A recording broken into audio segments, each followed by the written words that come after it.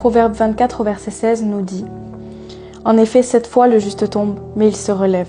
Quand les méchants trébuchent, en revanche, ils sont précipités dans le malheur. » Nous traversons tous des moments difficiles dans nos vies, des moments où tout semble s'effondrer autour de nous. Mais la Bible nous enseigne une vérité précieuse. L'échec ne signifie pas la fin.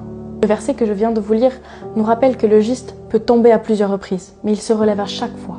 Il nous montre que la chute n'est pas définitive pour celui qui place sa confiance en Dieu. Cette capacité à se relever est un signe de persévérance et de foi. La vie de Joseph, fils de Jacob, est un exemple de persévérance face à l'échec. Vendu par ses frères, emprisonné à tort, Joseph aurait pu céder au désespoir. Pourtant, il resta fidèle à Dieu, et Dieu transforma ses échecs en un chemin de bénédiction. En fin de compte, Joseph deviendra la deuxième personnalité la plus puissante d'Égypte, et il sauvera son peuple et sa famille de la famine. Il est important de comprendre que nos échecs peuvent être des tremplins vers des victoires bien plus grandes. Dieu utilise souvent nos moments de faiblesse pour démontrer de sa puissance et de sa grâce.